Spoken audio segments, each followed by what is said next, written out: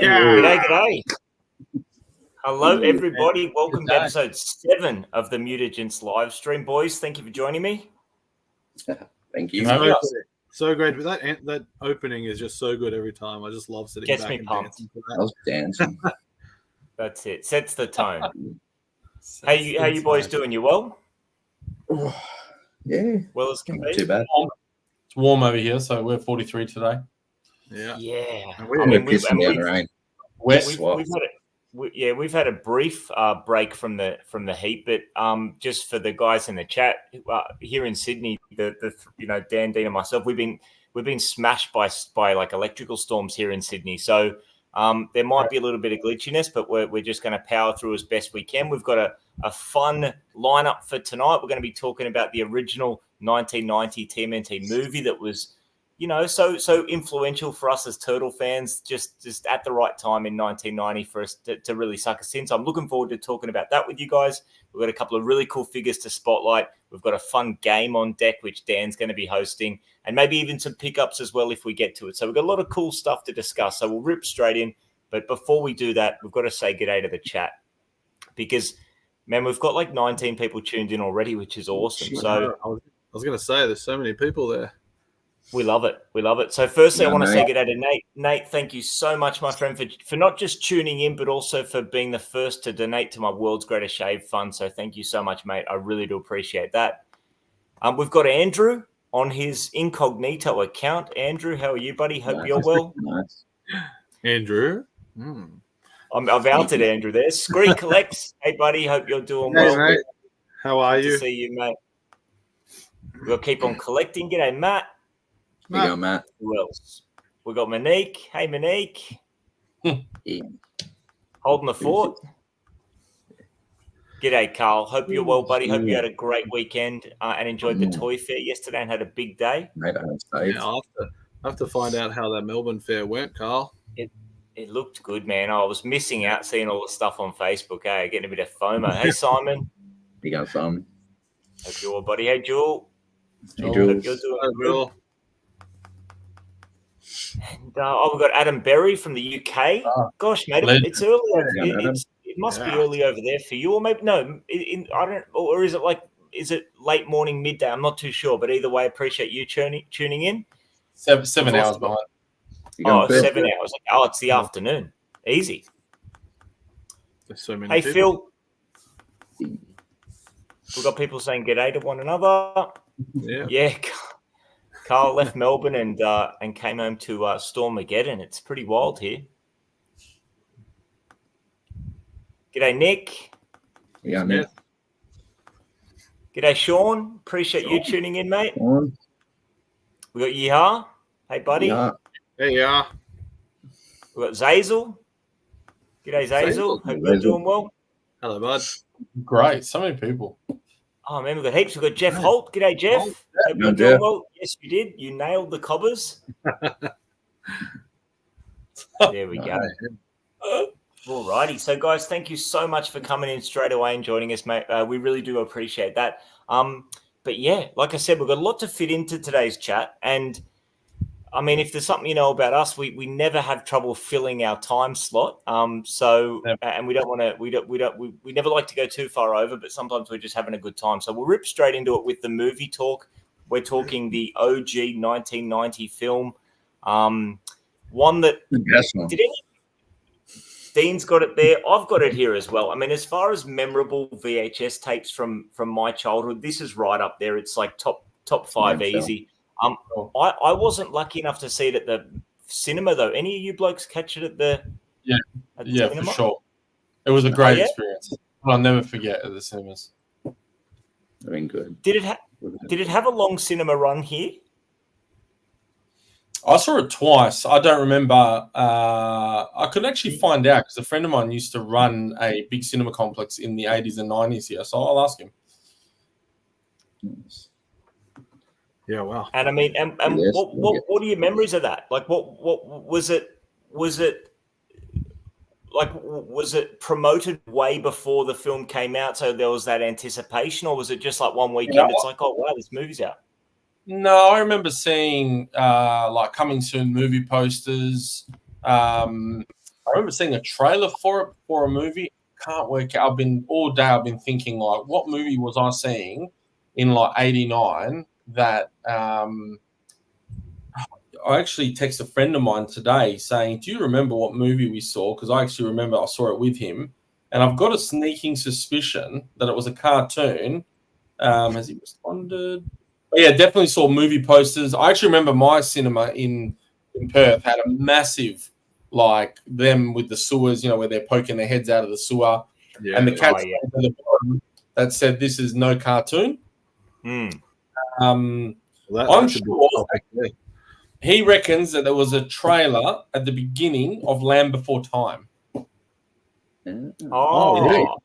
Because we got that here in '89. So, which is interesting because, again, Ninja Turtles was a kids, it's a whole kids thing, right? So, but the movie was so dark. And, but yeah, look, let's get into it because this is a hot topic for me. It's one of my favorite movies of all time. This movie cops so much criticism and so much flack. It is rated less than the Mortal Kombat film on IMDb, which just fucking blows my mind. But, this is a film that was made by passionate indie makers. I mean, they held a record for like the most ticket sales by an indie film until like Blair Witch came out 10 years later. It wasn't a movie that was backed by anyone. Nobody wanted to pick it up. It was just a passionate bunch of people that made a film that, to me, was way ahead of its time. And I think it was because of how dark it was. Obviously, the idea for them was like, we want to sell toys, right? That's what it's all about, and cartoons and all that stuff. Way ahead of its time. I mean, we're talking about a film that was shot. The cinematography was phenomenal. The music was phenomenal. The drone shots were, we call them drone shots now. I don't know what they used back then, but even the costume details, to the point where the actors obviously were, acting with real Ninja Turtles, let's say. Apart from the dodgy camera work inside. But the fact is, the emotion and the connectivity between the actors and the Turtles, because they weren't looking at a ball on a stick, or they weren't looking at guys dressed in stupid green suits, right? So you're talking about actors dealing with the costumes were, they were costumes, but they looked real. Like if the Turtles were a real thing, they looked real, right? So the emotion on the especially Turtles, for 1990, and that was like Jim Henson's Creature Shop, top form. 100%. So you're talking about the fact that we got so much emotion and drama from these characters that on their faces. I mean, when Splinter was taken in the section of the film and Raph loses his shit and screams, that emotion of him losing his father and on his face, and then it pans to like Mikey, like they go back to April's apartment and they're all sad and depressed because Splinter's gone. Like that, there's so much emotion in that film, to the point where like New York as a city feels like its own character in this film. Big time. That's a big part of it for me. Like the Turtles, like Teenage Mutant Ninja Turtles is inherently a New York City property, but never has it been such a big part of the look and feel of the Turtles as that first film to me. Yeah, and I don't think it has been done since then. I mean, obviously we had the TMNT movie, which was in 2000 and whatever that was, 6 or whatever. That was a good film. Batman Ninja Turtles is a good film. Everything else is very average or okay. But, the fact is that the film was ahead of its time. Critics criticized it because it was expected to be a kid's film.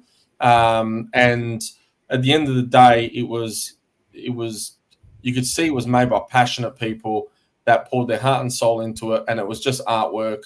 And it was just something that to this day has never been reproduced. I mean, like literally no film. I mean, we've had films based on Mortal Kombat, Super Mario, Sonic. None of those films come close to what Ninja Turtles did. Yeah. Obviously, second and the third ones, they got forced by the companies to change the way that they were doing things. But, to me, the movie, it's been mistreated, in a sense. But, look, was it what you wanted? Like, we're all watching the cartoon. We're all watching the '88 cartoon. No one's ever seen live action Turtles. So look, it depends because like my cousin at the time was a few years older than me, and he was quite into the original comic, which was quite dark, right? And he was quite yeah, probably. He was he remembers going, oh, the movie poster kind of gave you a different feel, you know, because we did get that movie poster for a while with their little eyes poking out the sewer, and so in a way, no, it wasn't what we expected, but at the same time, it was, if that makes sense. Like it was dark, like, and as a 10-year-old, it was like, you know, dark. What about your parents? Did your parents have a say in like you going to watch that movie? No, they didn't. No, I actually went with my cousin and my two cousins. Their parents were like the most laid back wogs you've ever met in your life. They couldn't have cared what we saw or anything. But like I wouldn't say it was violent as such. Like you had no different fight scenes to like Karate Kid had or stuff like that. Like there was no, you know, and to be honest, even the beginning of the film where Leo goes, we just had our first fight. These turtles didn't have a lot of experience in fighting, right? So like they were kind of it was new to them, and I kind of felt like we were on that journey with them. And there wasn't like a lot of I think the scariest part was probably just the dark scenes with the, you know, the shredder. I mean, the cinematography when you first see the shredder, I don't know if you guys remember it, where I should have got the picture. Could have showed iconic. It. Iconic, where it's got the shadow and the shadow is walking with him. I mean, that's probably one of the most iconic bad boy scenes, period, I've ever come across. So, For sure. That's my take on it. I fucking love this movie. I think it's one of the best movies of all time. I think it's highly, and it's not because I'm a Ninja Turtle fan. I just think as a movie based on toys, comics, whatever, it was a masterpiece. So that's my take on it. I think you've done it for all of us. We can close the stream now. It was fantastic. I do want to jump on Adam's, that one about watching Predator. We all watched Arnold, Stallone, movies that you wouldn't have watched when you were that age. Like we all. No, but that's because we're not flakes like everybody is now. There's too much woke now. Too much woke. Yeah, and we didn't look at the rating anyway. But just back to the movie, I just wanted to show like how cool, like for anyone that hasn't seen it, the actual VHS for the Turtles movie is this like, very green, sort of like dark, musty green color. But whoever I got this from, they didn't rewind it. Bastards. I'd be scared to rewind it. That's just poor VHS etiquette. Actually, one thing I forget. Before, let me go back to, I had some notes about this. So talking about how, you know, we said the characters and everything and the actors, I think that film, if it wasn't for Judith Hoag and obviously Codius that played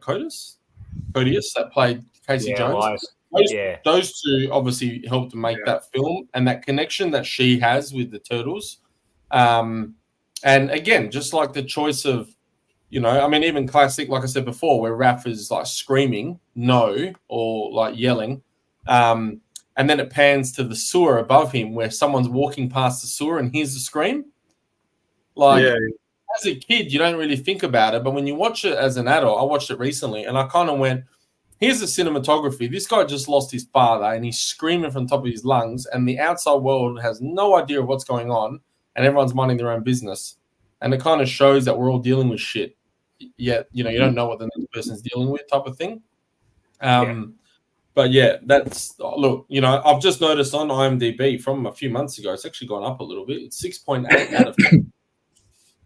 So 100%, yeah. And no mold. No mold. Nice. Thank God. No mold. Beautiful. But you're talking about Casey, and I said it before we went live. So Casey made a choice at the end of the movie, and I think there was some skit that talked about it where he actually hit the button on the trash compactor. So he was kind of committing murder because he knew he was in there, and he was like, oops, and walked away, even though he survives. Spoiler. but yeah, like Yeah, I just no. thought that. I thought when I heard it these days, I was like, oh yeah, he kind of did, but you don't think about that back then. Nah. You No, were like definitely. good guys, bad guys. He was just taking out the trash. Exactly. That's all. 100%. And as long as a villain is killed in a way that is accompanied by a wisecrack, I mean, life it's all good. That's it. That's how it works. So good. 100%. Yeah.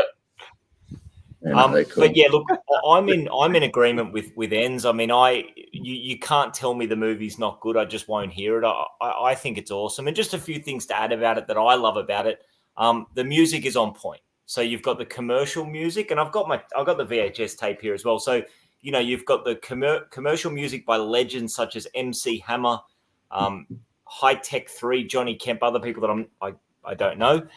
But the music's awesome, but not just that. The original score, like the original music throughout is that accompanies various scenes and sets the tone for not only the action scenes but also a lot of the emotional aspects of it. And to your point, Enz, that's definitely a big element of it. I mean, 100%.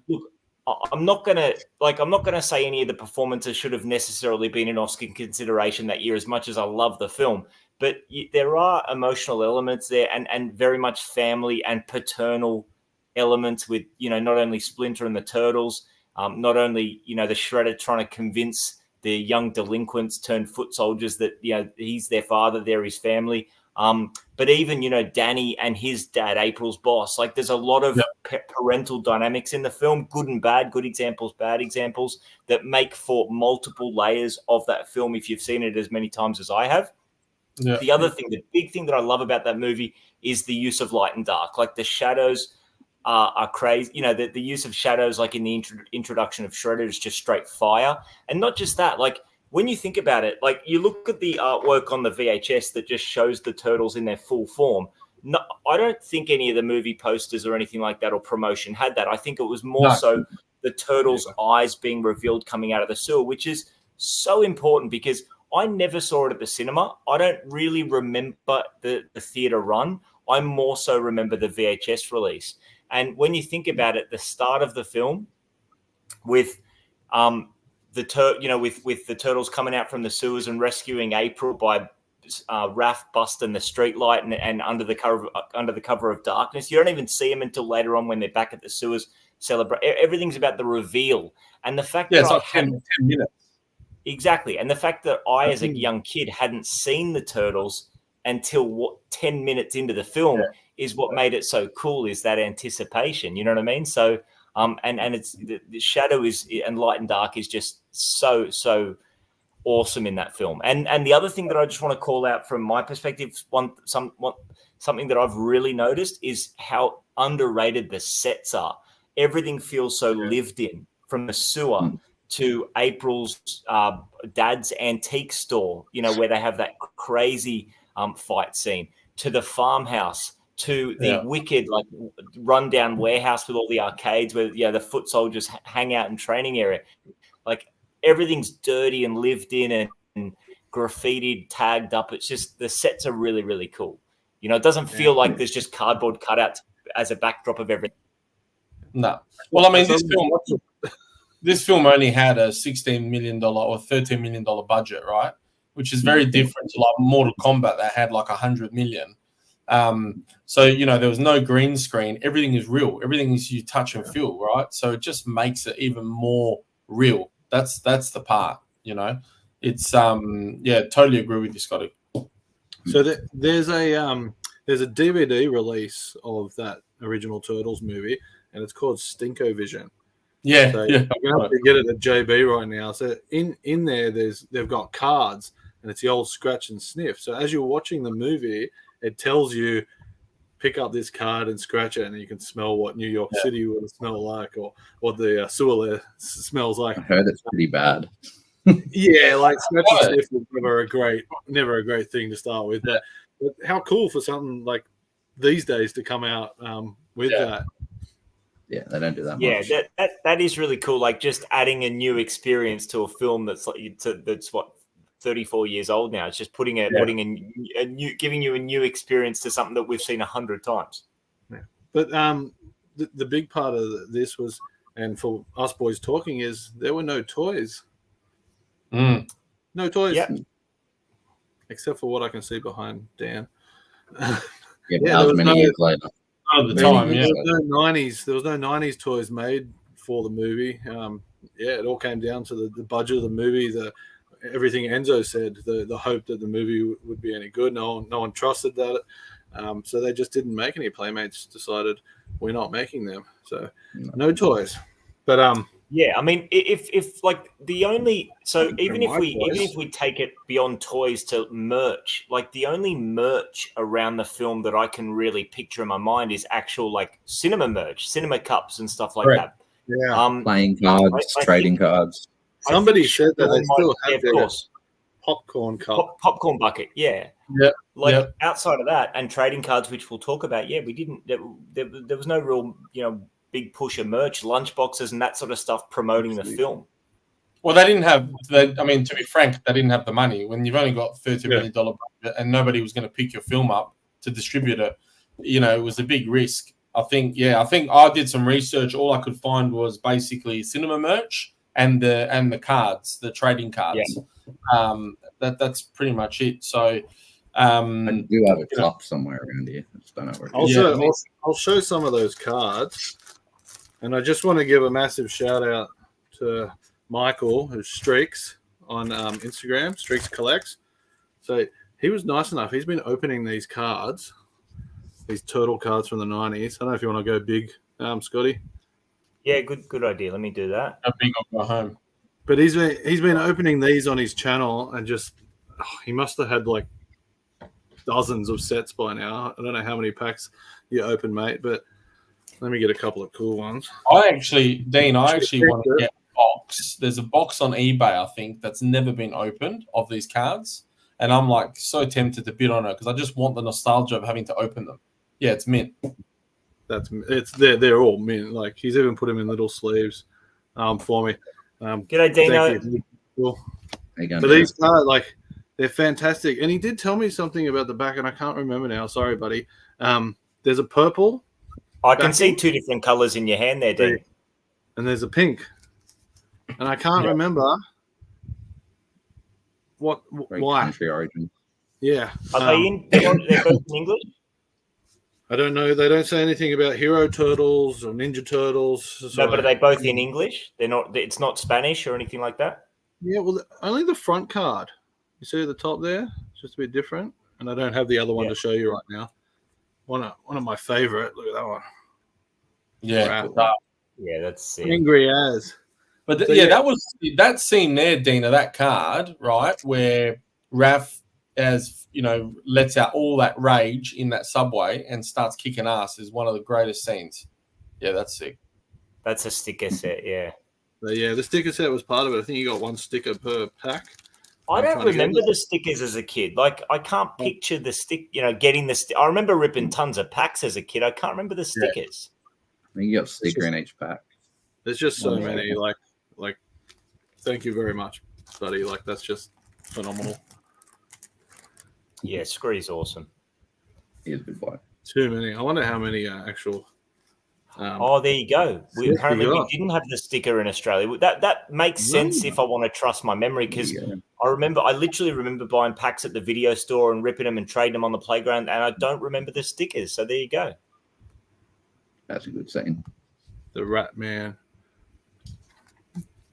Iconic. That's the one thing I loved about the first movie too. Like, you could watch any of the early 90s movies and they had some sort of person in special effects, but everything looked believable in the Turtles. Like the Turtles looked real, Splinter looked real. Like it wasn't like as you got into number 2, you started to see the difference, but they were going a bit more childish. But it was quite cool. You believe they were real. You could walk down New York and you'd see a turtle and you'd be like, it just didn't look fake. Yeah, nothing in the film made you think that this is some other universe in which I don't exist. Like they felt grounded in reality as much as a mutant, as a Ninja Turtle can be. They did feel very grounded in reality. So, Jeff, So Jeff, at the last CollectorCon, the boys we all went to lunch, and we bought a couple of packs of turtle cards. And after lunch, we said, "Come on, we'll just have a little bite. We'll have a taste." When we opened it up, it was funky looking. It was oily looking. It was moldy and cheesy and you name it. So we all just went, "No, I got to work. I got to work this week." Yeah, I can't afford to be struck down or die. Yeah, that's right. So Streaks has got 3 full sets and still have closed packs. I loves how they misprinted. Yeah, it's always cool to look at those misprints. I have to go through all those and just figure out if I got a whole set, because I have my childhood cards as well, but it was never a full set. So I'll piece all that together, and if you boys need any, there's plenty of doubles in there. Happy awesome, to hand them around. That's sick.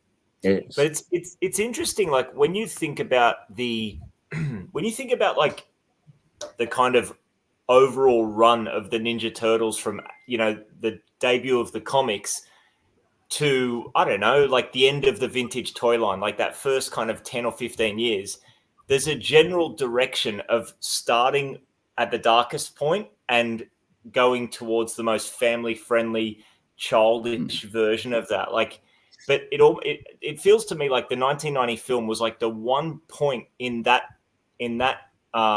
era where it took a backward step. You know what I mean? Because then we go forward into The Secret of the Ooze and to the third film. And again, like it seems to follow that journey. Obviously, the vintage toy lines seem to get more about trolls and about fun, wacky, childish, influences in the line. And I know that since then there's been comics, there's been versions that have been darker, but at least in that like 80s, 90s era of Turtles, it felt like it was the one point in time where they took a backward step to that darker, grittier, era of the Turtles. With that said, like the film has violence, but no, like Leo's not carving anyone up. The bladed weapons don't.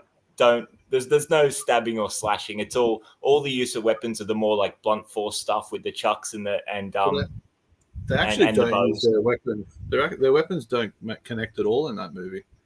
It's all kicks, punches, I feel like Donnie like bops a couple of people with the bow, but I think he prods them.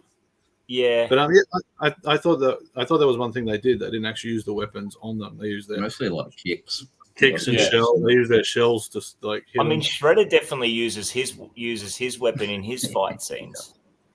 Yeah. But again, like it's to flip them over and stuff like that. You know what I mean? It's not to stab them. That's for sure. And I've got some cool facts actually of the movie. If anyone doesn't know this, there's obviously when they were making the movie, as the Turtles were in costume and they were roasting, right? So they had like a little bit of an incentive for the people doing the roles inside the turtle costumes. They gave them 1 cameo each.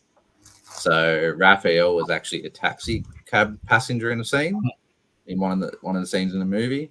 Mikey was a pizza delivery boy, and if I am correct, I'm pretty sure Mikey got the pizza off himself. Really?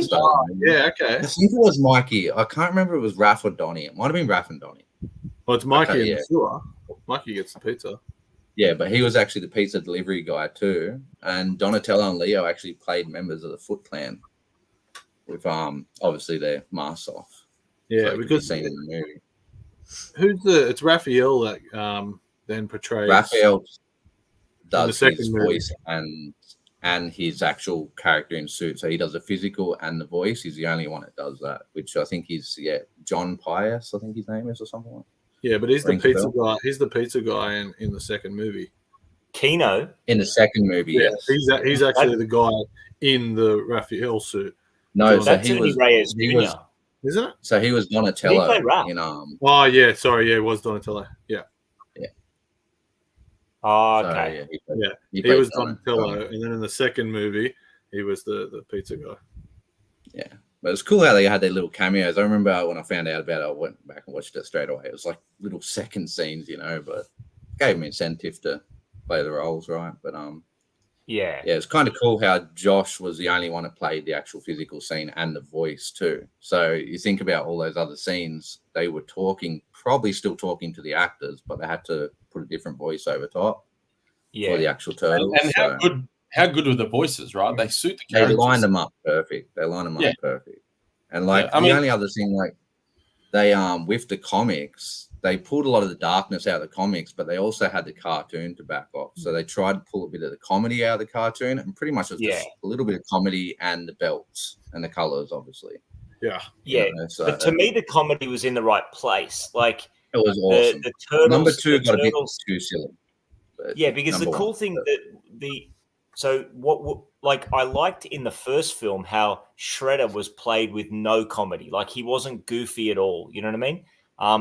By the second film with Toka and Raza, like he's a bit, there's some goofy elements to the way Shredder is played, but that, the first film, there's none of that. And don't get me wrong, I love Secret of the Ooze, but I liked in the first film how Shredder's played super straight and pretty dark and scary for sure. Yeah. Well, that's the problem. Like Jim Henson was going to pull out at one stage of the costumes because of the violence. The director actually almost lost his job because of the violence, because the production team just wasn't real happy with the darkness of it, which to this day, if they didn't do it, wouldn't be one of the best, But Judith Hogg too, she didn't like her costume. Like she was a great actress, but the reason why she wasn't in the rest because she just complained her ass off all the time. Apparently about the costume and the darkness of the movie. She wasn't happy with some of the violence. But if you're going to do a movie with Ninja in the title, it's going to happen. Of course. And I would have liked, I mean, now to look at it now, I would have liked more violence. I would have liked if the not gratuitous for the sake of it, but I want to see a live action film where like someone gets a katana blade put through them. Is that too much to ask? I mean, I think that would be cool. It's amazing they haven't gone back to live action films at all. Like, I know you did the who made those the two Out of the Shadows and that? Oh, Michael Bay. Yeah, like the turtle itself. We'll get to those movies, but I don't remember. I was never a big fan of the look of those turtles. Yeah, nor was I. I was hyped to see that film just because it was turtles, but yeah. I actually think that there's enough merit and power through YouTube and social media that if enough people put a voice together, I wouldn't be surprised if like Kevin Eastman, especially because he's so involved now and he's so in the public eye, the turtles and all these Comic Cons and stuff. If you pitched an idea and even if they did like The Last Ronin and it went back to like, live action with costumes, because you couldn't do a second or a third one because they've been done already, obviously.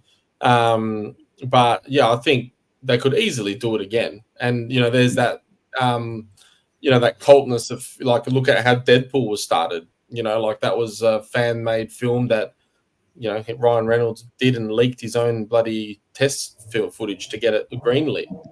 Because the public saw it and the public pushed it, So I reckon it's possible for it to happen. Yeah. 100%. Yeah, for sure. And yeah, that's right, Jeff. Corey Feldman played Donnie as Yeehaw was asking. So, which really, I mean, he was the only actor that would be considered like a high profile actor in the film. I don't know if any of the other actors. I mean, I'm sure in terms of like martial arts films, there were high profile people involved in the film. Yeah. But as far as known commodities in regular live action acting, I think Corey Feldman was probably the highest profile actor in the film. Funny fact, I did find out too. The late Robin Williams was a massive Turtle fan, and he was doing a film with Judith Hogg at the time. And he was giving her info because she had no clue what Ninja Turtles was. Yeah.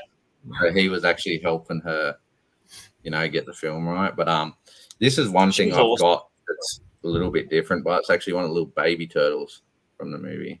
Yeah. But yeah, they're different. Hang on, let me make you big. That's awesome. I'm always big. Yeah, so they're definitely cute. They come with little bits of pizza too and stuff like that. But this one's got the bag of chips. So you get the four. Sick. When you buy this actual one, which to be honest, this shits me how they do this, but Mikey, you get a finger for Mikey with a spinning nunchuck if you buy this pack. So you get all the hands with Mikey, but if you want the spinning nunchuck, which I don't really have displayed on him, it's you got to buy the 4-pack of the baby turtles. Yeah. So yeah. But if you buy the 4-pack of baby turtles and you don't have the larger NECA figures, it's just got a wasted hand. A piece of a builder figure that you don't need or want. It's crazy. Yeah. eBay special for someone, I guess. You can. What happens when they grow up? Yeah. Yep. That's what they're happens. the best figures that NECA ever made. Ever. Yeah. That's it. 100%. That's the only good ones NECA ever made.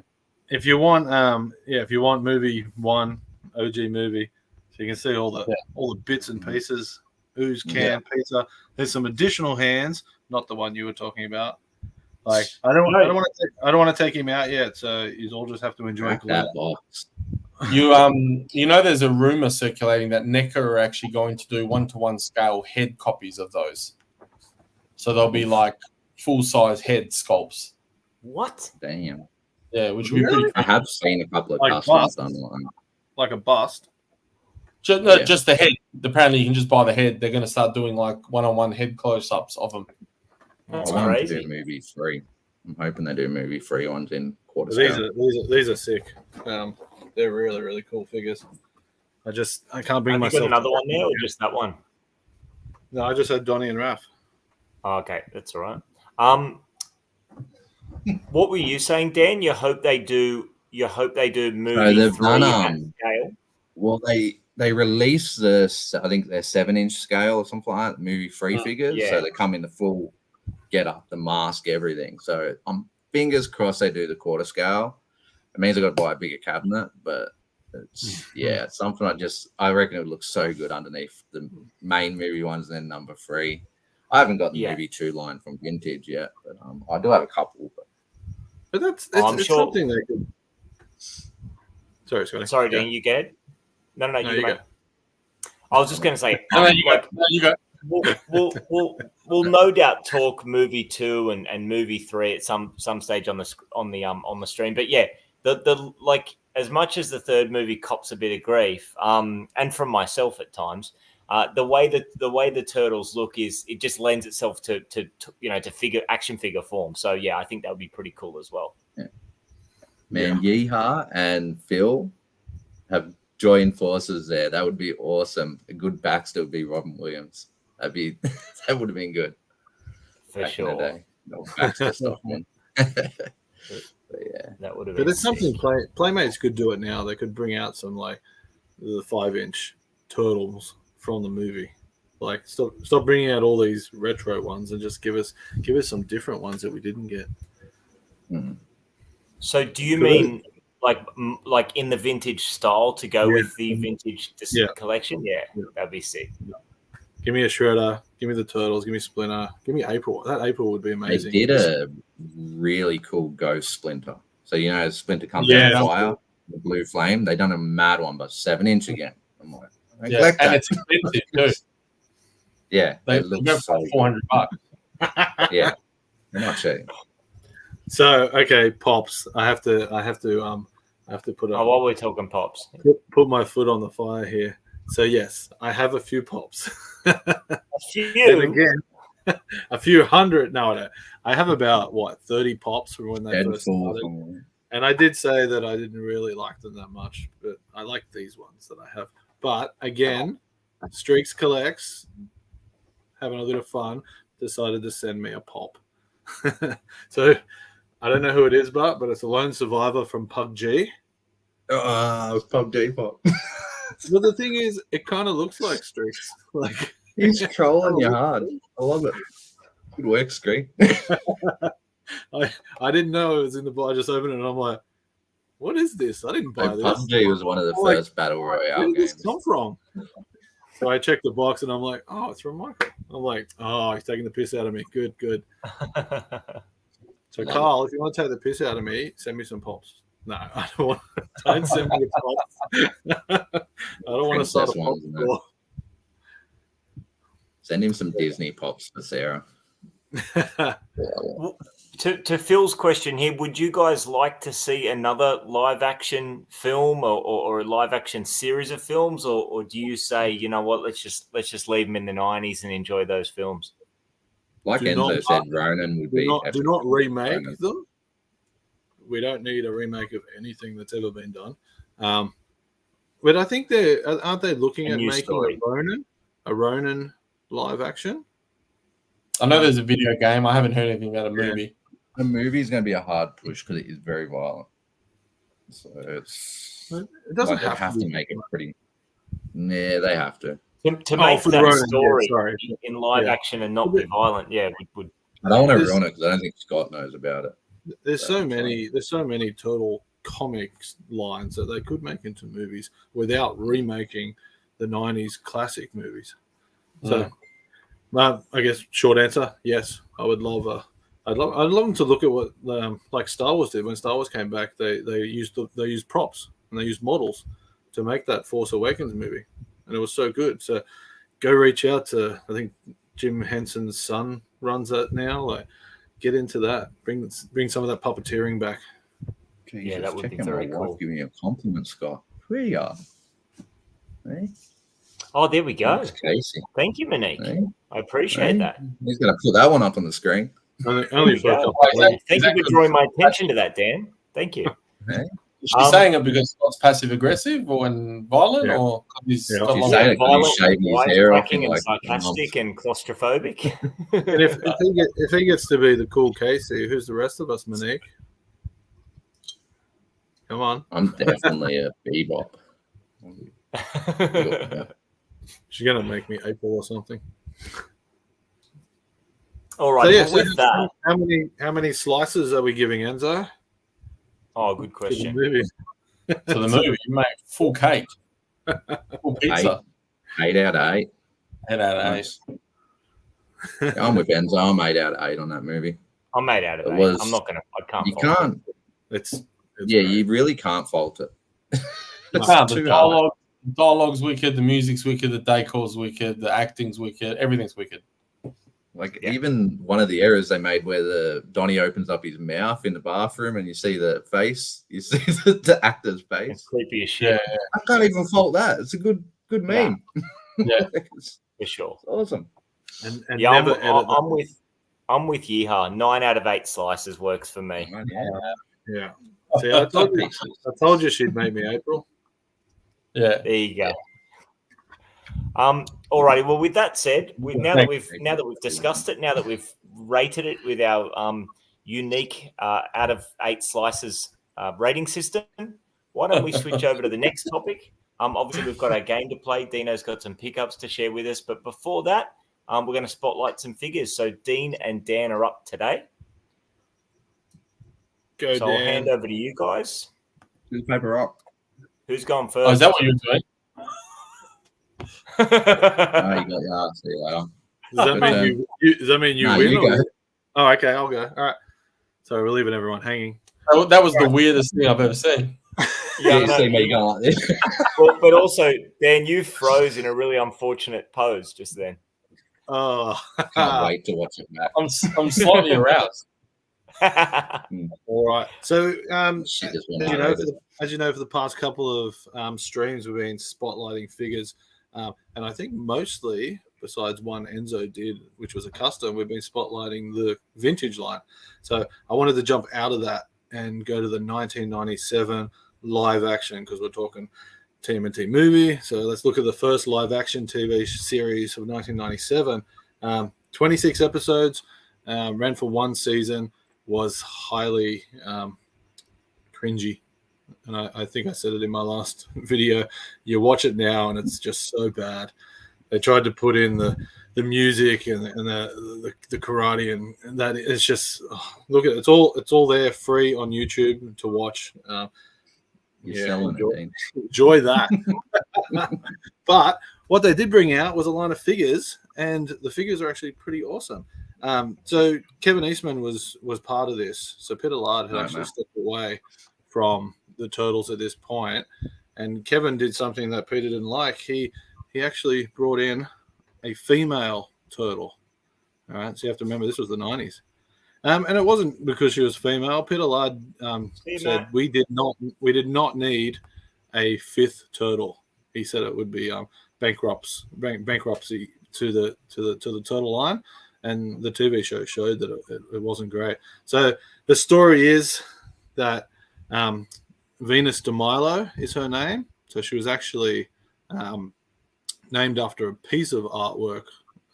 Why the turtles are all named after an actual person. She's the only one named after a piece of. Yeah. So she was actually, the story is she was actually in the bowl with the other 4 turtles when the ooze went on them, but she was found in Chinatown by Mr. Chang, who raised her in the shinobi, which is like the mystical ninjutsu of it. So that's where she got her name from. And in the show, she actually finds out that the turtles are her brothers and that she wants to go over to New York City and hang out with them. So the figures themselves, they're this sort of like, it's sort of rubbery sort of feel, but nothing like the Secret of the Ooze rubber figures that you guys would have thought. Yeah, the movie stars. So it's kind of like you say more like Mona Lisa, Dean? Like that sort of rubber? Because it kind of has that sheen. Yeah. So I've actually got this is the only thing I've got left of her card back, which is just a little insert that was at the front. So it actually says on there that it's unique Omniflex. So yeah, it's real flexible. You can pop all her limbs off, and her weapons. And I do need to read my notes for these. So she came with this little like fan. So that's her like that's her standard weapon that she uses. So like Leonardo's katana, she's got the swinging fan shield. She's got little daggers that she uses, and another little throwing dagger. I can't find her sword. I know she's complete, and there's kind of like extendable baton, nunchuck. Oh, that's cool. Yeah, that is cool. Like the figures are great. I think there was only maybe 16 figures all up. They did redo the turtles for some reason. They all came like this in their normal turtle form, and then they put like pants on them. So I should have got one out to show you. But do they wear pants in the show, or? I tried to watch like 4 episodes, and I can't do it. I've never watched that. The music, the villains are pretty bad. Like Shredder isn't your main villain in there. But for the figures themselves, they look great. Like Venus looks fantastic. She was actually brought back in the IDW comics by Kevin with a name change. I'm sorry, I can't remember her name. I think it was Bonnie or something like that. So she is out there. She has survived. Someone Google what her name is. But yeah. So is that Playmates? Yeah, it's all Playmates. Questions. All right, hit me. Yeah. Firstly, let me say hi to Dave. G'day, VTR Dave. Hope you're doing well, mate. Hey, Dave. Thanks for letting us join you while you work, mate. Hope you're having a good day.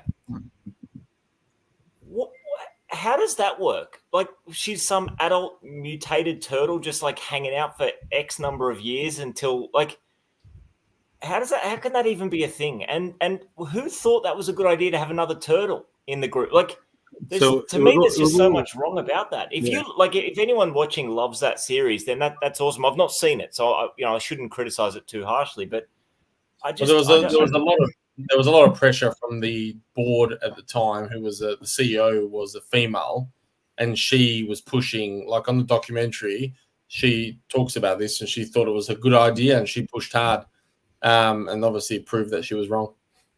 I know Peter Laird was a big reason for it too, because he got a bit of shit. Not Peter Laird. The show didn't fail because Venus was in it.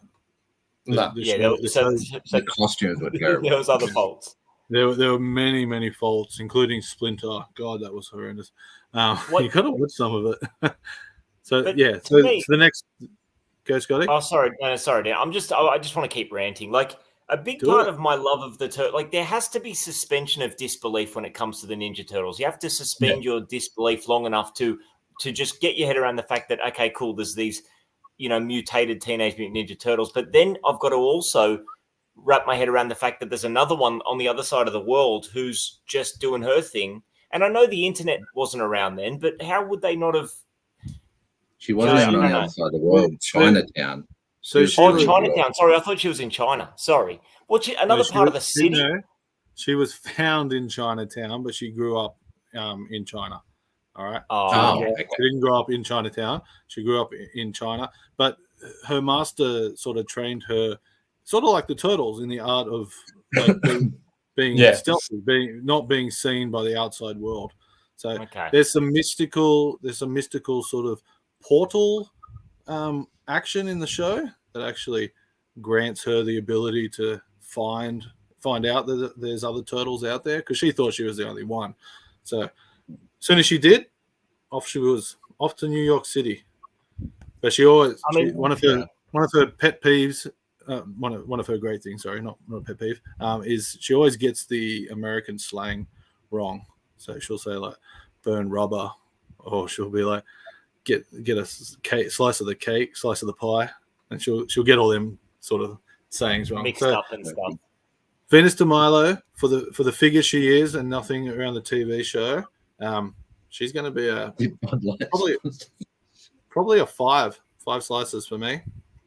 I like her. I think she's really good. She's the extendable weapons. The weapons are so cool. It's a massive reuse, Dan, from a lot of the turtle lines at the back, especially that fan. The fan's not the fan. I think's pretty unique to her. So that is Venus de Milo. It's definitely a cool figure. I like weapons with like their articulation or play features. So it's cool with the fan and with the nunchuck extending thing. I mean, it's a cool figure. Like, and I should probably take off the white wig, because we are talking about an animated series that has Dimension X and just goes by its own rules at times. So I probably shouldn't get too judgmental. It is a franchise that we fell in love with as kids, and there's a certain level of just like innocent, take it at face value enjoyment that comes with that. But to me, like I never really got too upset about like elements of mutant mayhem or changes that people want to make. You guys know what I'm talking about. Like whatever, like every new installment in a franchise is allowed to change things and add something new to it. And if it's always the same, then that would just be boring. And how's it going to appeal to new audiences? And how's the franchise supposed to live on through all these different installments if they don't change elements and reinvent certain elements? But the thing that I think should be somewhat sacred is like the quartet of turtles. Like just around that with villains and other elements, do with what you want. But I just think having a fifth turtle, Venus, it's just that's a bit too a step too far. If you watch that toys, if you watch that Toys That Made Us, they had a section on there where Kevin and Peter actually did speak of a fifth turtle before Peter sold his part, and he said in that doco that he would never have a fifth turtle as long as he was part of Turtles. So as soon as he left and he took that $60 million or whatever he made from it, which was humongous, they went straight away into. I think that's turtle. The one Ollie's on about, Janika. She's and I made this. Janika is the name of it. Hey Adam, how you going, buddy? She's got like claws and pretty cool, like a wild green turtle. Yeah, but she's a cool figure. Take the show away. Yeah, I like that figure. Great figure. I'm collecting the figures. I said it in my last pickups video that I'm probably about 3/4 of the way through. The last figures I have, they don't look like turtle figures. There's like a gorilla in a suit, in a green suit. They're animals that I reckon I'd skip them in a tub bin because I'm just not paying attention. So have to keep my eyes out. Yeah. No, I mean, it's definitely a cool figure, and I'm not ranting at you showing that figure. It's more just just curious. I've never seen the series. I've never seen the series. That's the whole point of this figure spotlight. It's not just for the chat. It's for all of us to just learn. No, that's 100% it. And also there's a lot of installments in the TMNT franchise. Like one of the animated films and like some of the short series and stuff. Like this stuff I've not seen. I do tend to look at everything through the lens of 90s Turtles. So hence my reaction. But it's definitely a cool figure. I'm absolutely keen to see more. G'day, Rolando. Hey, Adam. Hope you're well, buddy. I just saw Triggers. I just saw Phil's comment. There were 4 Beetles and 4 Turtles. 4 was the magic number and not 5. But there was Yoka. Yeah, Thank you, Carl. Thanks, mate. Very true. Very true. Adam's got him back with Trigger. There were 3 Stooges. I love it. There you go. But no, definitely a cool figure to see, Dino. So yeah, as Carl's saying there, mate, thanks for sharing that with us. Alrighty, now You're we welcome. are over to Dan. Go, Dan. Dan, you're up. Okay. So if you tuned into last stream, you would have heard one of my main goals this year was to get half court. So let's just say I pulled the trigger pretty quick on that one. And I ended up getting him. So yeah, he's a pretty cool figure. To be honest, this is one of my favorite out of like the mutamals, sort of like animals that's mutated sort of thing. And another cool thing about this figure, what I do is when I buy figures, I always search for the weapons, but I don't really research the figure to the point where I know everything that works on it. So I got this figure home, Sydney, and all of a sudden I just looked at the card back that I had with it, and it said his neck extends, something I never knew about half court whatsoever. So I was pretty blown away when I found that out. But yeah, it's definitely a cool figure. The guy I bought this off apparently got him straight off card, so yeah, definitely cool. He comes with a basketball which is actually fixed to this hand. Like you can take it off. There's a little like a what do you call it? Like a little stick on the hand that sticks onto a peg hole. There we go. Thank you, Scotty. And it's actually a beehive. So it's meant to be a beehive basketball. So when you look like really close in the details, you can see little bees everywhere, and it's quite cool. And this is another thing I love about the way they do the weapons on these turtles is it's a bicycle pump gun. So as you know, we all did it as a kid, pumping up the old basketball with the bicycle pump, so just shit like that they done with it. Awesome. Another thing you've also got, it took me a while. I'm like, what is that on his foot? And it's a squash basketball. So he's obviously stepping on the basketball. Yeah, so one of the main thing that kind of annoyed me about the figure, I didn't understand they never painted the number on the back. So the number on the back's still in the red coloring. You can see the outline of it, but it's not painted like the front number is, which I found quite weird. Another cool thing too, you can actually, if you move his legs, his neck will move separate to the top half. So yeah. So obviously next is the bottom. So his legs and head are at the same angle at all times. Yep, 100%. That's interesting. So yeah, he's definitely cool. He also comes with a little sidekick, which this thing here is called what is he? The rough the ref. He is not designed to stand up. He will never stand up. The guy tried so hard. He's so skinny, and he just does not stand up. He's like looks like a bin chicken. Pardon? Flamingo? Yeah, kind of like a bin chicken. Yeah, flamingo. I'd say you're probably right there. And what year is the figure? Just for everyone. 1992. So 92. Yeah. So his favorite game is called Dunk the Referee. That's on the card back, and his favorite team is himself. So he's definitely a cocky bugger. He's got one of those tails that you got to be a bit careful with. Pretty thin. But, definitely a cool figure. One other thing I really hate about these figures was I got the card back with it, and they didn't even try. They did not even try. They put the turtles on here, and then as I was turning around looking at the back, if you look, I'm just going to put this figure down for a second. If you look at it, and I was trying to figure out how they done it with early card backs, you had to cut. These were all painted, and so were some of the weapons. You'd notice there was paint on them. Yeah. And if you look there, you can probably tell this was meant to have some sort of color in it, as you can see in the picture.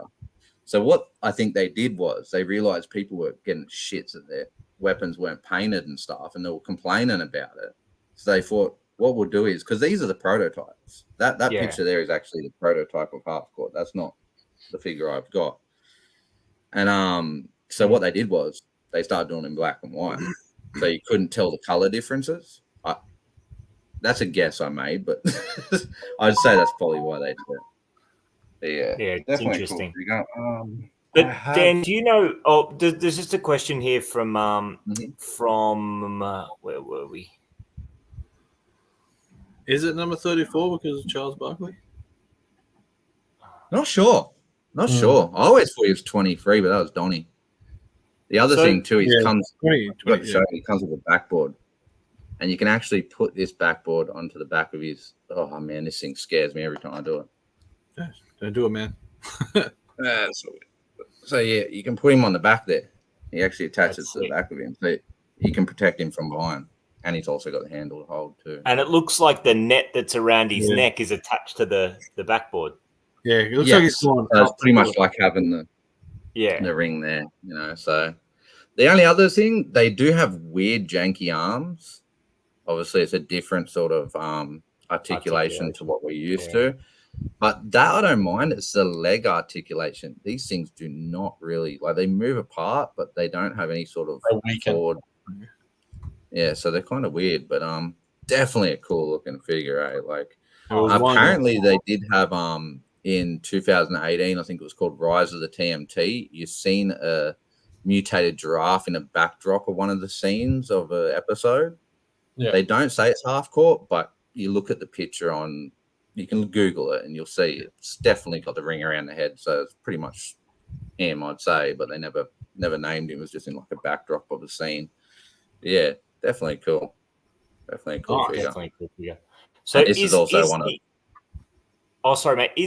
I'm just trying to answer Yeeha's question. Is the head and neck play feature? Is that how Hothead works as well? I don't have him. Yeah. So Hothead's neck came out, and that's where I was kind of. I didn't know about it, and I knew Hotheads did. And I'll be honest with you, I picked up the two figures at the same time. So I was playing with Hotheads, and then I picked up the card back, and I'm reading it. And on the card back, it actually says that has a play feature where the neck extends. Yeah. So that's where I've seen it. And if I didn't have this card back, I guarantee you, because the funny story is, I'm not meaning to give you a hard time, Dean, but I asked Dean the next day, I go, have you tried pulling on Half Court's neck? And he got back to me, he goes, man, I didn't know either, you know? And that's what, to be honest, this is why I don't study the figures too. If I'm going to complete a figure, I'll study the weapons and all that sort of stuff. But I don't like to study their play features sometimes because I think that gives you that bonus of opening up as a kid and you get to figure those things out. Because there was another I picked up a Sandstorm recently and I didn't know that he had a swinging feature. So he's got like a swinging waist feature, and I didn't know that about him. So a lot of those figures, like if you're at a toy show, I'm not going to go up to someone and pull on their neck of their half court, you know. So I will warn people to check that feature now, but just in case it doesn't work, or they pull it out and it just totally comes out. But I had him in the cabinet for over a year, and I never knew. No, it's definitely you don't go pulling on the necks of most of your figures. Nah, not when you pay $50 money for them, but but the basketball bar, I love the beehive feature and the pump gun, you know, like it's basketball, you know, like it's got you're always pumping the gun, like the balls up and that, so that's a cool thing they do. It's 90s backyard basketball or front yard driveway basketball for sure.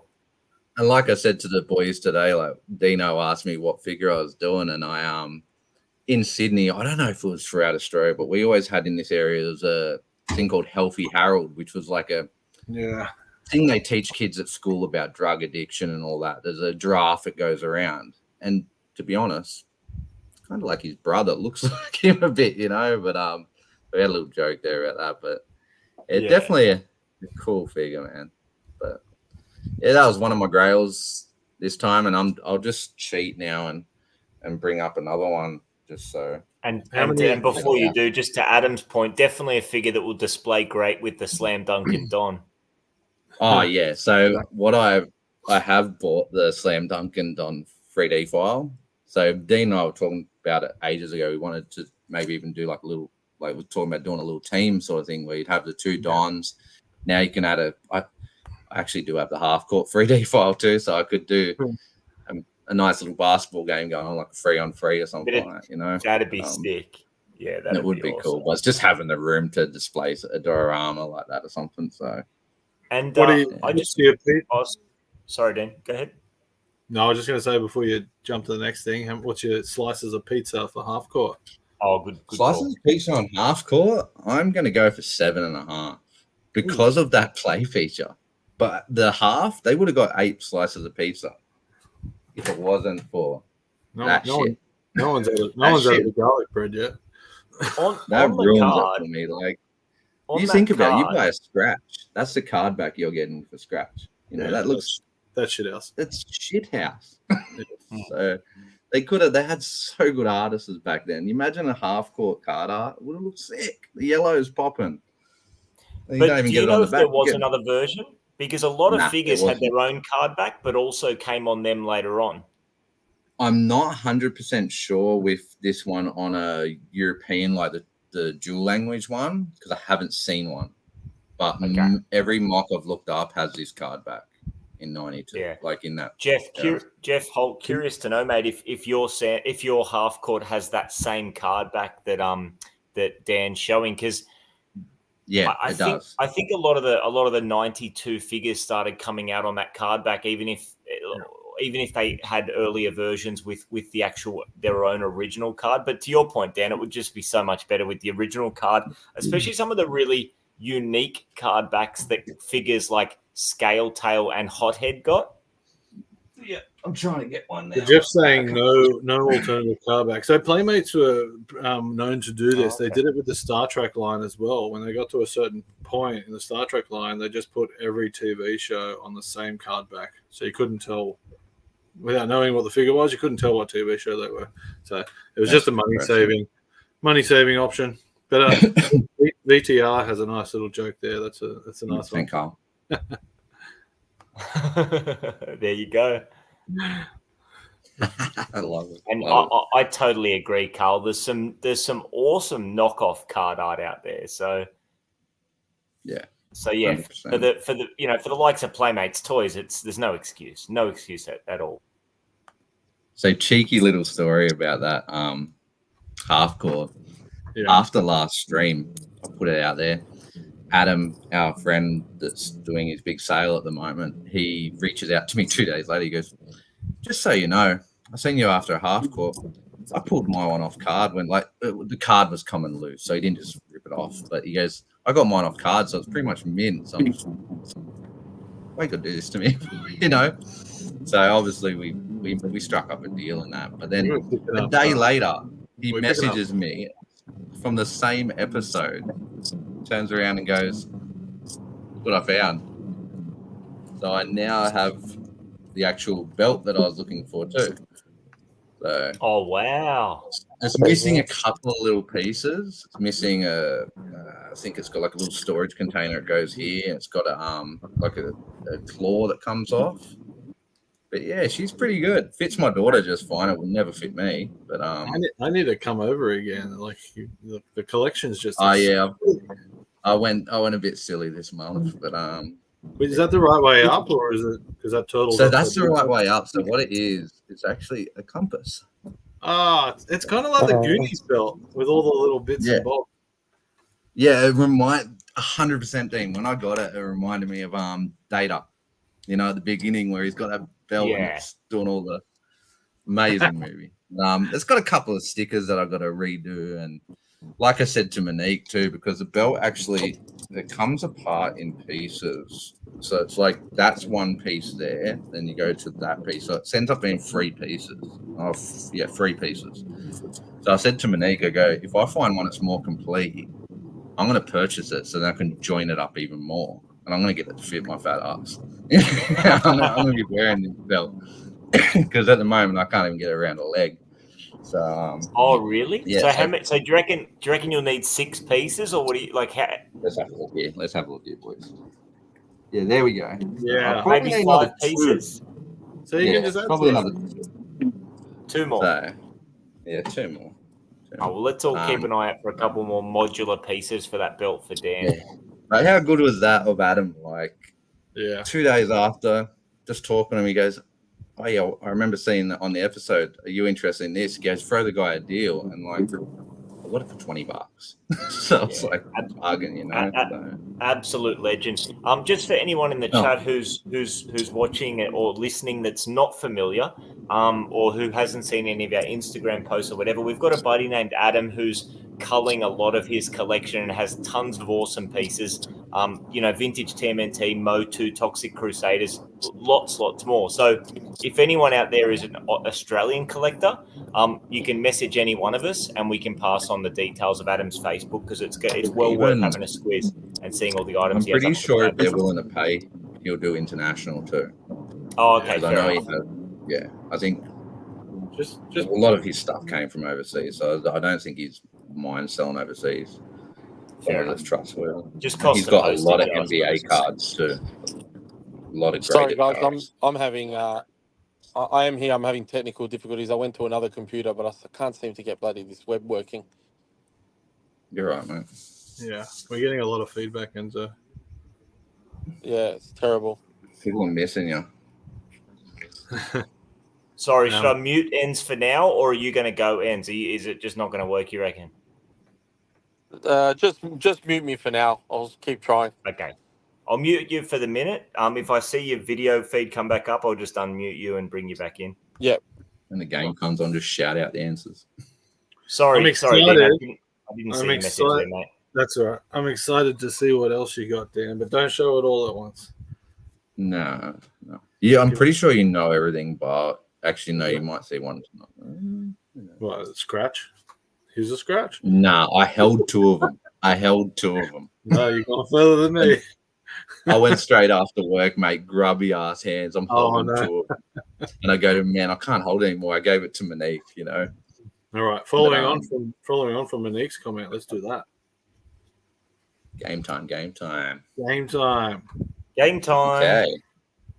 Take it away, Dan.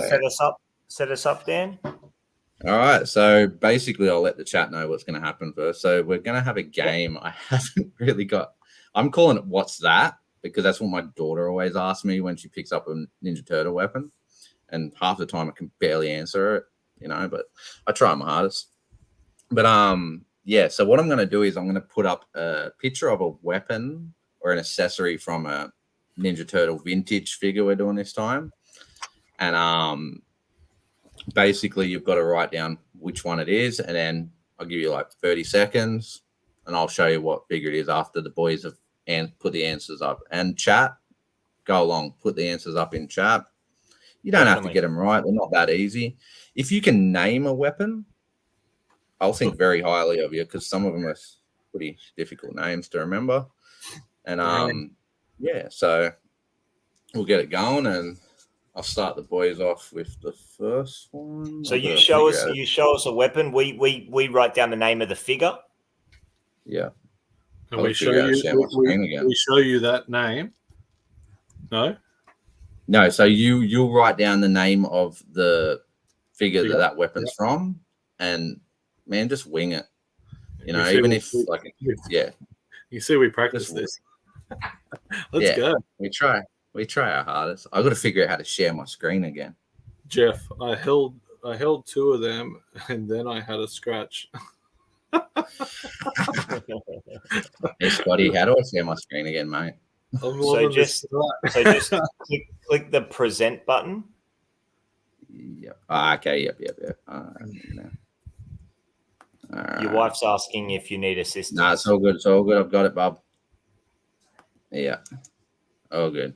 All right. There we go. All right, you ready for me to bring it up? Number one. Let's go, boys. Oh, man. Oh, yeah. This is going to be hard.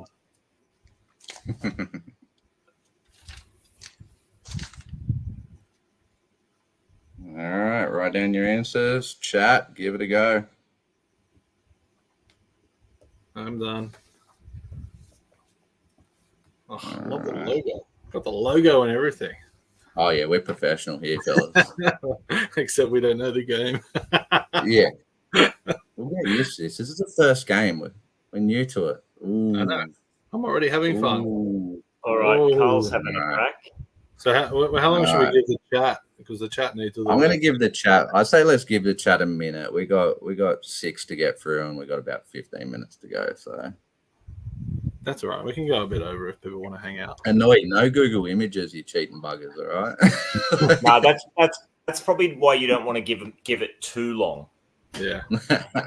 Count them down. Not that I think anyone in the chat would resort to that, except for myself if I was following along. But yeah, I'm watching you. I'm seeing for any camera flash, Scotty.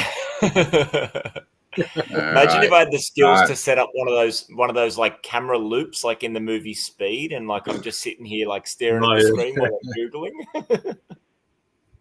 All right, so Dino, what do you think? Dino's got the sewer spitting Raph, and it's the water bottle. What's the name of the figure though? I think it's sewer spitting.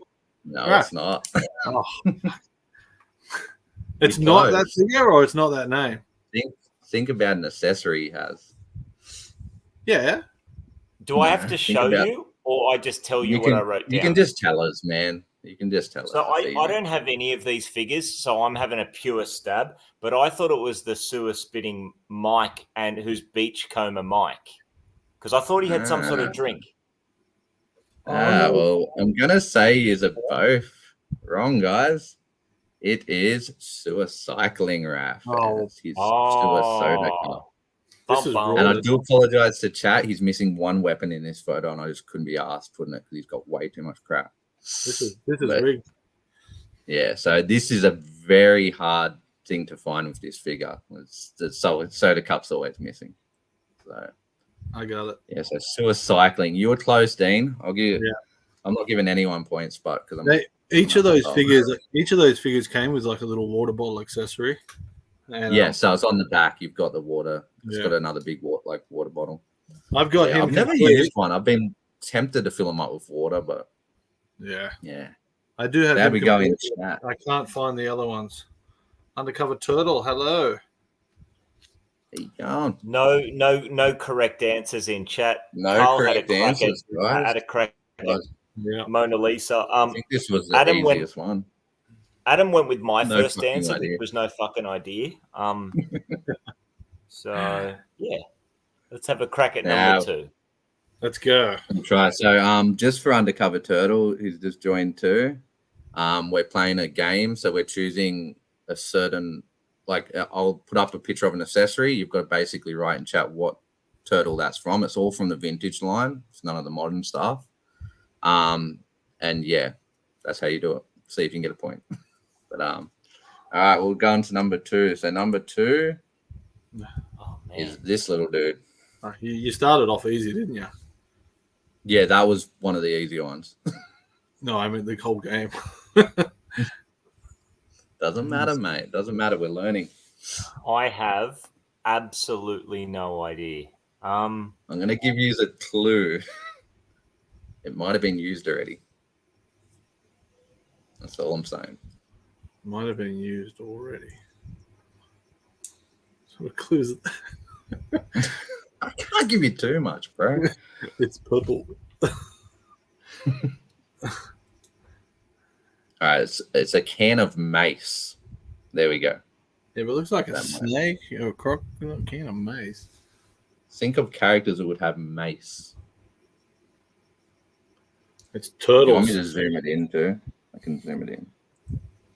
Just write Mona Lisa again. If he gets it. Well, the 90s was like the female characters would have carried mace around. It's like protection. That's a good, that's a good line of thinking. But I don't know. Maybe no. Oh, I've got to complete.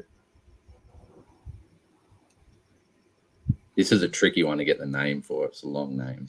But... All right, I've got no idea. Sorry, mate. NFI. Alrighty.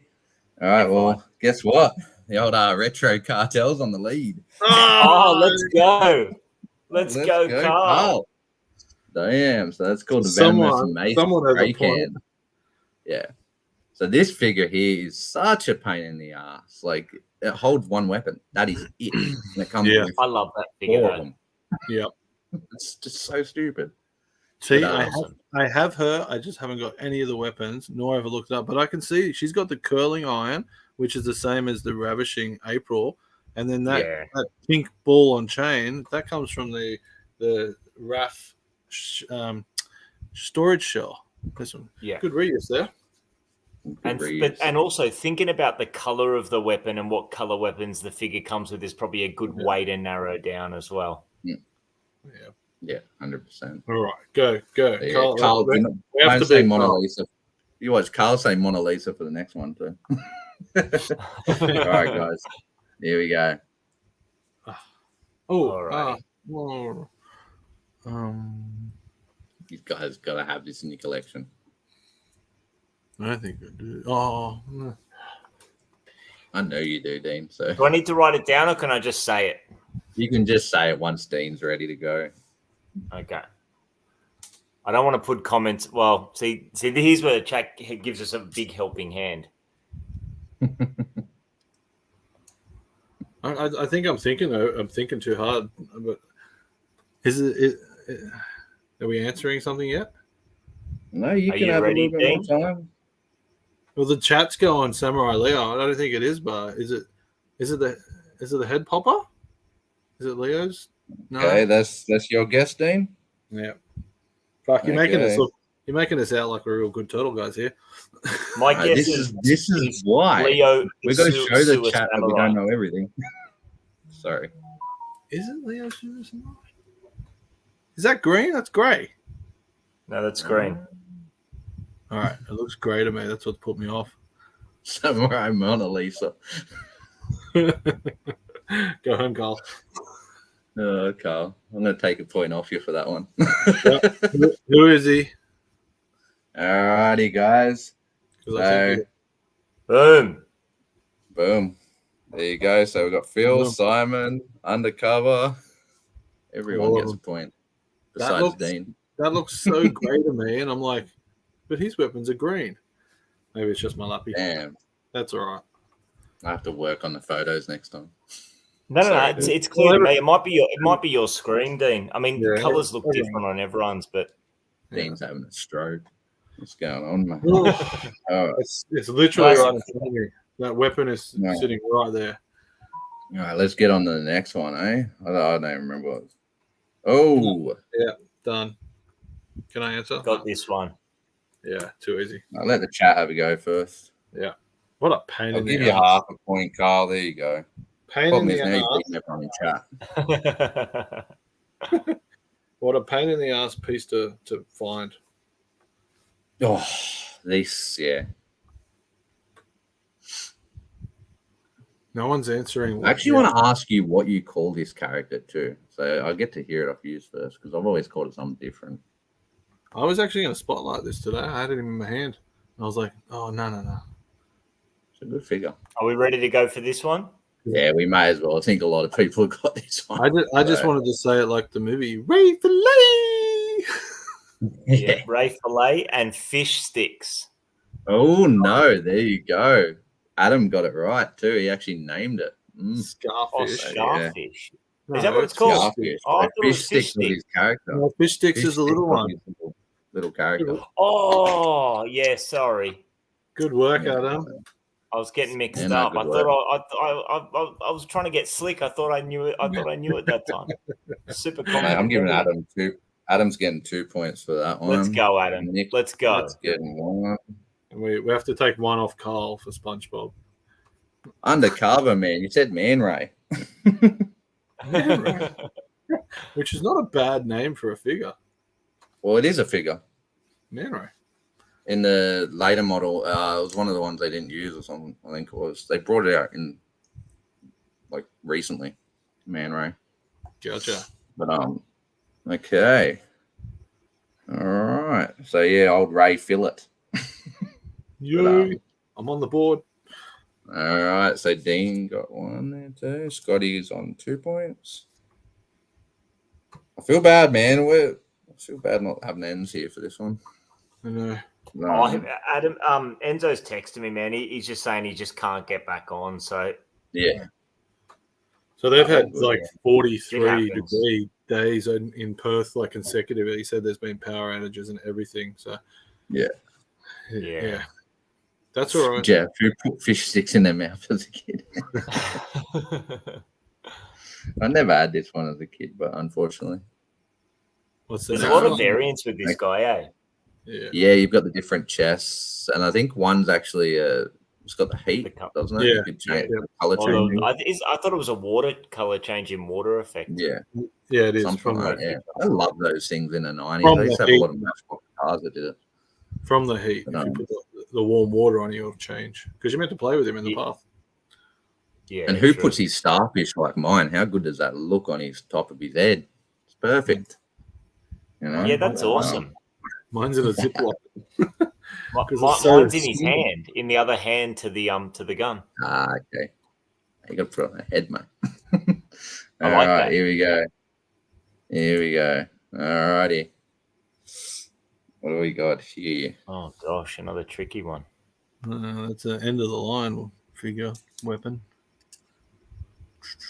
End of the line.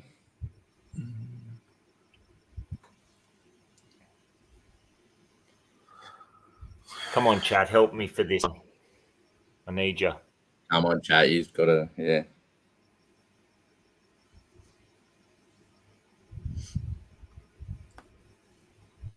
Oh, I don't know, man. He-Man. It's not Tuesdays. It's not Tuesdays, Bill.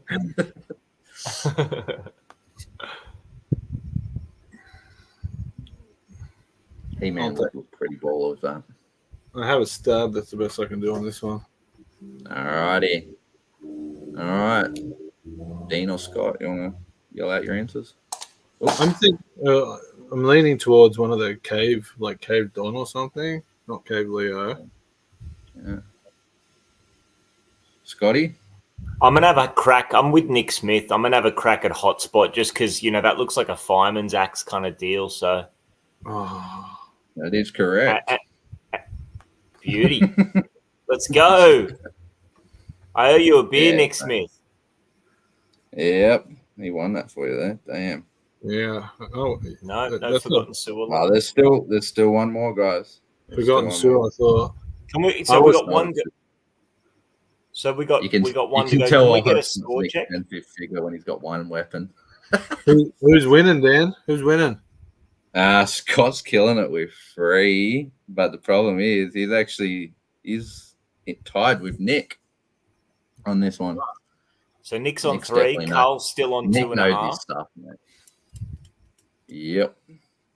Adam's on 2. Adam's on 2 because he got fish. He actually named. I mean, Scarfish. No, he got Scarfish, yeah, which is such a good call out, man. Props to Adam for that one. Yeah. If you can name a weapon in the TMT line of one of these sorts of games, I think this is well. good. All right, here we go. Now this one here, this is just a bit of a shit kick. This one isn't real, but it is real. Okay, so there we go. What's that from? Here we go. Oh, here we go. This is the easy round. I know what this is. Yeah. Ends, don't stress, mate. If I let the guys know you message me. If you can get back on, jump on. If you can't, no stress. These things happen, man. Don't worry about it, brother. We'll give him a point. It's all good. So let the chat figure this one out. I don't think this has a I don't think it has a name. It's called a hat. I know what it is. Does this actually exist as an accessory or no? Or okay. I recognize it, but yeah.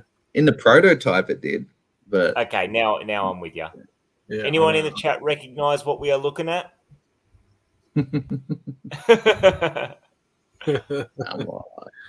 It could pass as that for sure. Oh, you are here, Enzo. No, he's in the chat. Not in the studio though, mate. I am here. Maybe he's just he said I can't get back on. I am here. Like he's in the chat. Come on. Can you see Enzo in the studio? I definitely can't. No, he's in the chat with everyone. He's just saying I'm in the chat. Oh, okay. Lump of gum. I love this lump of gum. Yeah. All right, let them all know. Spin it around. Come on, Nick. I want Nick to answer it, so at least Scott's got some form to go against. Yeah, you. come on, Nick. They're all thinking it's Nick an Smith accessory. knows what this It's not. is. Just tell them got him. that it's part of something. What? All right, guys. Yeah. And this one's a stupid one. This one's it's his hat. So the hat, obviously, don't go and start trying to rip your figure's head off. It doesn't come off. When they made the figure, they made a prototype version where Pizza Face had a Siamese twin on his head, and you could actually take the hat off. You can Google it.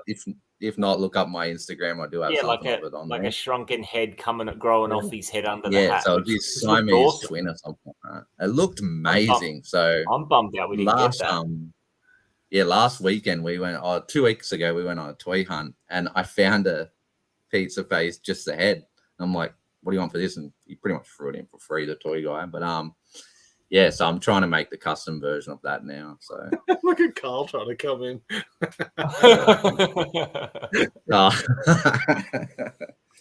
Alrighty. So I still failed that. I wrote Pizza Head. Dude, I always get his wrong. I always get his name wrong. I always say Meathead. I don't know why, because I'm thinking of the butcher. I'm like Meatface, Meathead. You know, so such an awesome figure. I'll give you the point there. Oh, he is an awesome figure. I think that's good. Being very obscure just gets the brain juices going. Sure. So, and you can see we're all shit at it, so it's even better. You know, because I'm not going to be good at this. I'm just good at making it. Maybe not explaining it. There goes our total credit. You did good, Dan. That was awesome. All right. So you're only saying that because you won, mate. No. That was fun. I mean, listen, I've on other live streams, I've hosted games like this, and it's always really you don't know how hard to make it. I mean, I've done games where I thought it was going to be like quite easy, and people have struggled, and it's been the opposite where I haven't made things hard enough, so it's been hard to separate people. So no, you did good, mate. That was awesome. And as Dean said, good to make us think a little bit. You know? So we got Scott on 4 points. We got Dean on 0. I got 1. You got 2. You got 2. You actually got 2, mate. I'm giving you a piece of head, all right? Because I suffer with it too. Carl got big 2.5 because he whinged for a point. And a lot of the other boys are on like 2, but the winner out of the chat was definitely Nick. He killed it. He missed out on the Pizza Face at the end. I don't know. Oh, Nick. But well done, boys. No, good done well. Good stuff. Good work. Good fun. So I think we'll keep that segment.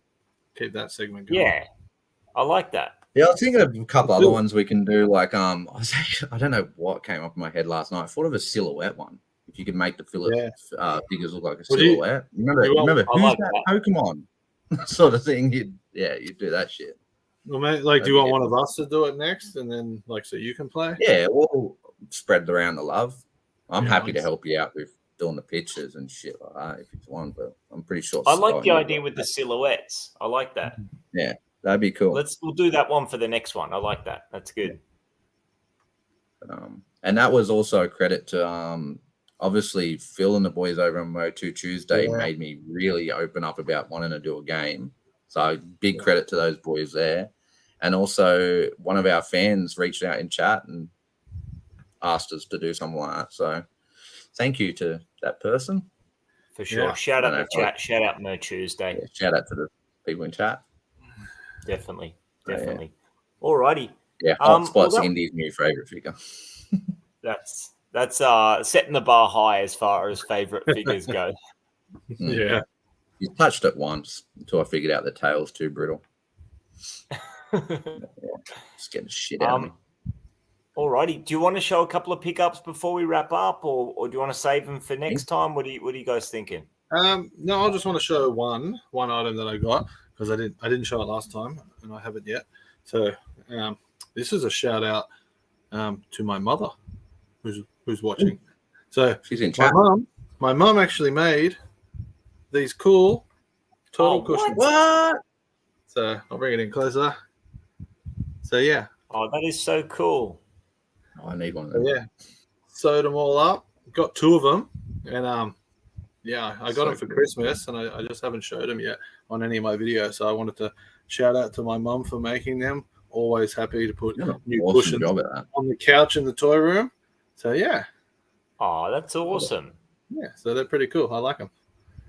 So did she buy the actual thing, or is it actually a vintage, like not a vintage, but No, a Curvin or it's something? I think it's just like found material at Spotlight and just Wow, that's sick. sewn it up and then bought like a pillow to go inside and boom, there you go. So Need to get her to work on a She suit for me. she knew I'd like them because she left it as the last present to open on Christmas Day. So yeah.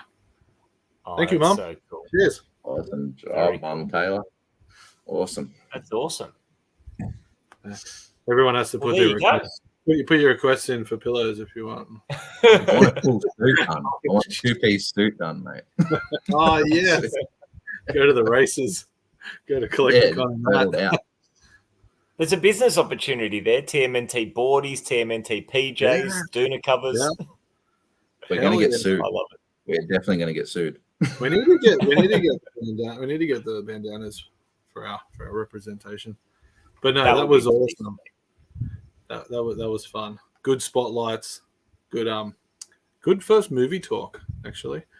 Definitely. I don't think we're going to be able to do a number 2 and number 3 that good. Yeah, no. I don't know.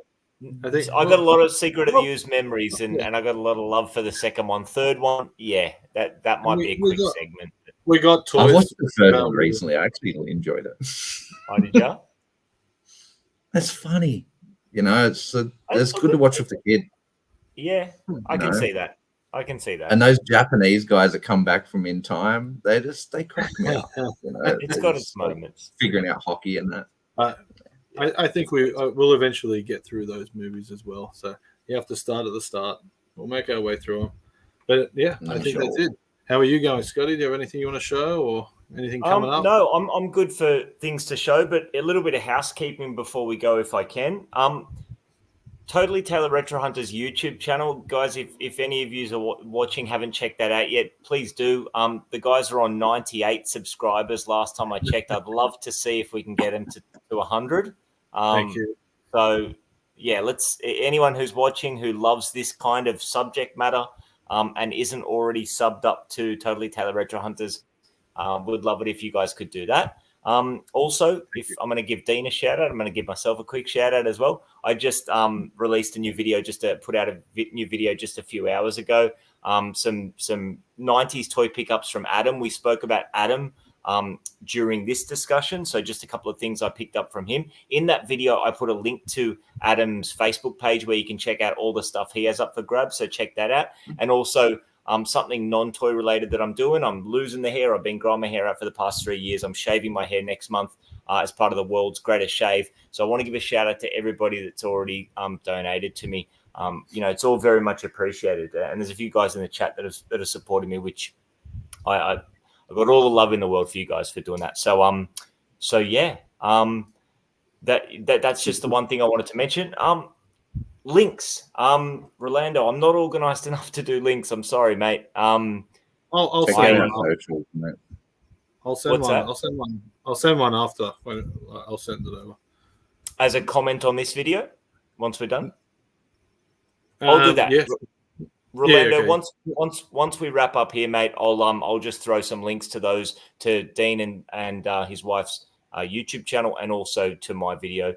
But yeah, man, I just wanted to give that a quick plug because there's guys here in the chat that are sponsored me, and I just wanted to give a shout out to those guys because I really, really do appreciate it. That's all for me. Dan, you got anything before we wrap up, mate? Are you going full skin? Full zero? You know what? That's a good question. I don't want to, but am I cheating if I don't? Like if I go on number 1, is that still count? Is that cool? Yeah, you're allowed to. Yeah, I think so. Because You don't even have you've to got go that much hair you're giving away, man. Yeah. You're I giving used to away do it free at work. work. And like you can just color your hair. You can color your hair and things like that. Yeah, I was talking to Sizdog about it. Sizdog mentioned that he has done he's colored his hair for World's Greatest Shave before. I didn't even think about that. I've already signed myself up to shave, so I'm shaving. But to answer your question, Dan, I prefer not to be like go to skin. I prefer to just go like a number 1 or number 2 buzz cut. But I don't want to get accused of not doing it properly. So we'll see how we go. I might go 0 because it grows back quickly. Yeah. You'll be surprised how quick it comes back. And just one last thing. Rolando, thank you for giving us the thumbs up, guys. I don't really talk in my videos about liking my videos and stuff because I don't really like to ask for it, but I'd love you to like this stream. If you guys have enjoyed this stream, definitely give them a like because anything that I do with these guys above me just is all the more important to me. So, and likewise with ends. So yeah, if you've enjoyed it, give us a like. That would be very much appreciated. I don't often say that, but for these streams, I don't mind saying it. And yeah, to Adam's point here, I think I'm going to I'm going to try at least to donate my hair. I hadn't thought too much about that, but someone was saying to me you should donate your hair because I got a decent amount of hair, so we'll try and do that as well. Live stream the haircut. Maybe I will try to go live quickly from the joint that's cutting my hair. I'll see how I go on that, but I'll definitely film it and just make it short at worst, but I'll try and go live. We'll see how we go. Monique was saying earlier on, she's like, hold on a second. She starts getting the calendar out. She goes, that's just before CollectorCon. We're going to see him freshly cut. I know. It's the Thursday or the Friday before CollectorCon, yeah. We got a new guy. That's awesome. It's a good cause, man. Yeah, it is. I think so. It's just hair, and it's a good cause. So I'm grateful to be part of that, and but I'm even more grateful to the awesome people that are sponsoring us. So we'll leave it at that. Dan, did you have anything before we? Big shout out for our world record stream. We've hit 140, so our longest stream we've done. Let's go. Hey, that's all I got. And yeah. Awesome. Keep on collecting, guys. Give that a go. You know. Alrighty. Nice. You guys are awesome. Thanks, Dean, Dan, for joining us. Ends, mate, I'm sorry. I know how much you wanted to hang around and your internet just wasn't cooperating. That's all right, mate. We'll pick up where we left off next time round. We'll do a game again, and either myself or Dean will host, so both Ends and Dan can get involved. But that'll do us for that. Thank you so much to everybody in the chat that joined us. It was an absolute blast as always. No other way I'd rather spend my Monday nights. Yeah. Thanks everyone in the chat. No, it's been a good fun night. Actually. Been awesome. Thank you. And we'll catch you next time. See you later. Take care, guys.